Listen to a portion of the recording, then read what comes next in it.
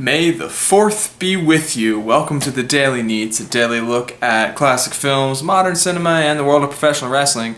And since it's May the 4th, and that is Star Wars Day, I watched a French movie again. Today I'm going to talk about a film called Vivre. I don't speak French. The English is My Life to Live.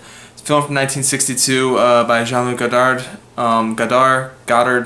I don't speak French. I don't. I'm going to try to learn because I'm watching a lot of French movies, but it's not coming out of my body right now. This was an interesting film. It's about a 22-year-old woman. She leaves her husband and child and just like, I'm out. I'm going to go be a prostitute for a while. And she does, and it's her thing, and she's a prostitute, and then she gets traded by her pimp, and spoilers for a 54-year-old movie, she gets traded by her pimp to another pimp and is shot dead in the street.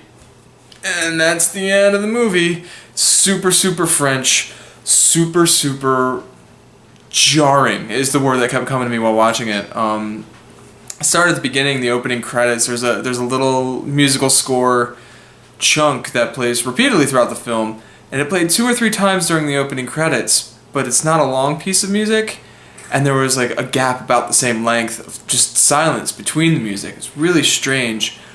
And then the very first scene, also this movie's in 12 parts, so every couple minutes, 5-10 minutes, whatever it is, there is a title card. It's part 1, Nana and the young man and whatever, and then it's like that scene, and then it's the next scene. It's almost theatrical.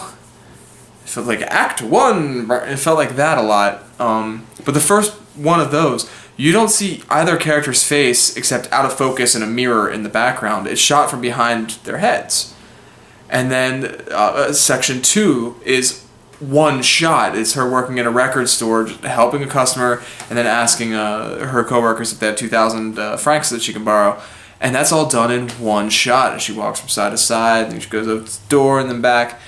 And it's just like weird, like, it felt like they were trying to like experiment a lot with this. It's like that era of cinema with a lot of experimentation, but they weren't sure what to experiment with specifically, so they just threw everything at the wall.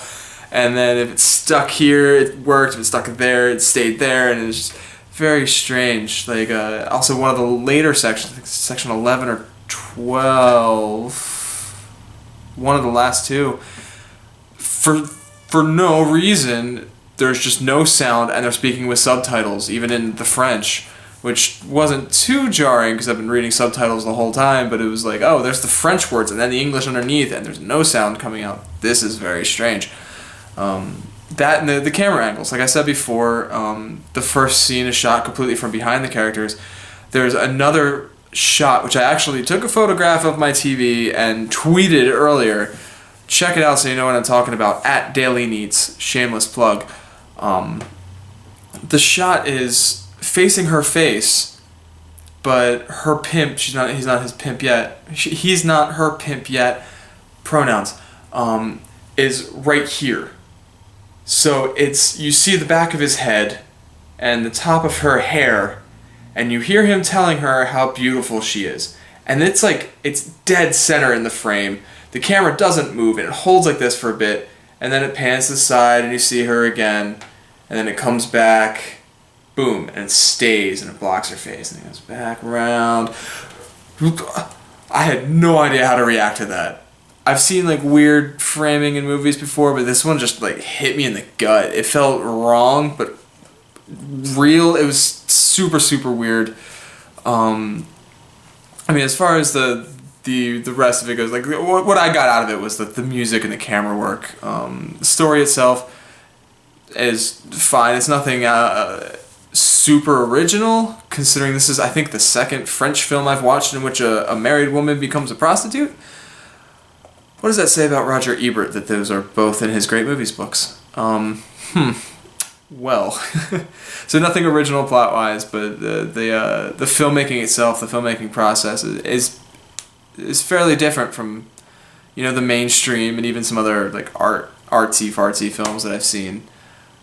So definitely worth a look. It's not super long. Definitely worth a look for the cinematography fans out there. But yeah, that's all I got to say about My Life to Live. Tomorrow I'm going to look at the film Nashville, not the TV show. It's a movie from, I think, the late 70s, maybe early 80s. But I'm watching that tomorrow. Until then, like, share, and subscribe. Follow me on Twitter at Daily Neitz. Leave a comment in the comment section down there. I don't know. Just say hi. Just say hi, or do the normal. Tell me how I'm wrong, and yell at me for not knowing English or French. But until tomorrow, bye.